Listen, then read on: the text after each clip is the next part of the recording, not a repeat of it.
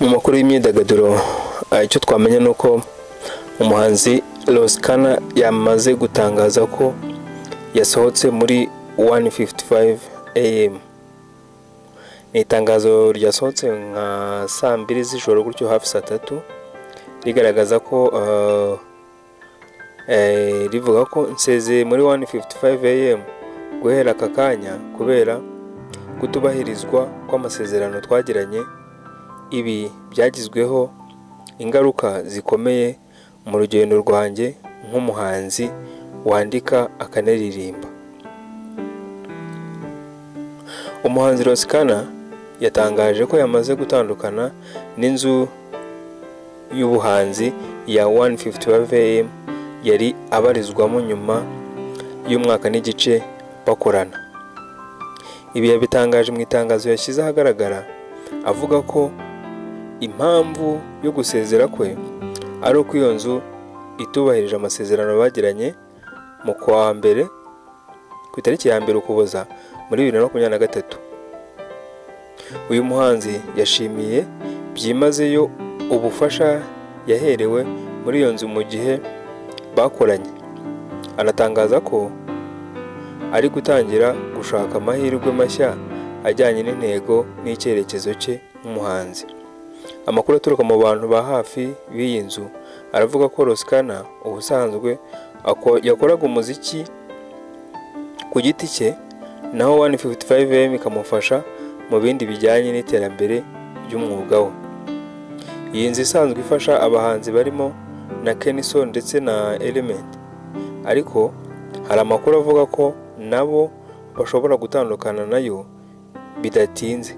Ibi bivuze ko 1:55 AM ishobora kuba iri mu bihe bikomeye, ndetse isa naho isaha n'isaha bishobora gutakaza abandi bahanzi bayibarizwagamo. 1:55 AM ni inzu ifasha abahanzi, ikaba imenyerewe mu gufasha umuririmbyi Bruce Melody, umwe mu bahanzi bakomeye mu Rwanda.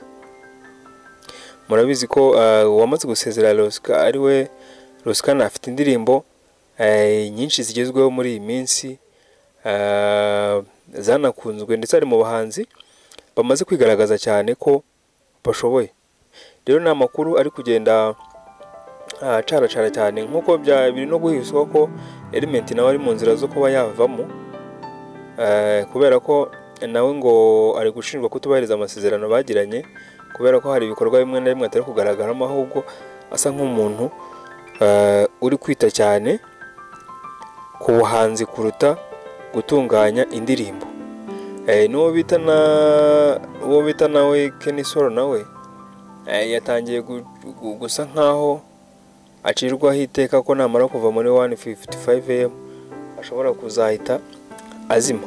Indirimbo rero iri hanze cyangwa se igezweho ya Roskana niyo bita Mami. Akaba afite indirimbo bita Sesa. Ni umwe mu bahanzi mbese bigaragaje nyine berekanye ko bashoboye. Akaba yaragaragaye mu ndirimbo Fou de Toi ya Element. Akaba hari n'izindi ndirimbo yagiye agaragara. Mbese ni umuhanzi ufite ibigwi. Rero twabasaba ko mwamwakira aho yajya hose, kuko ni umuhanzi icyo atakaje label cyangwa se atandukanye na label, ariko ntabwo atandukanye n'ubuhanzi. Muri make ubuhanzi bumurimo ntabwo abusize muri label. Nuko kumugaragariza urukundo, tukamwereka ko nyine tukomeza kumusapotinga mu buzima bwo busanzwe no mu rugendo rwe rushya, kubera ko umuntu arakura, ejo atandukana na label, ejo agashinga indi label cyangwa se agakora ku giti cye nk'uko hari abahanzi bikorana, birashoboka cyane. Rero ni ukumusapotinga tukamuba inyuma, kubera ko nta byacitse.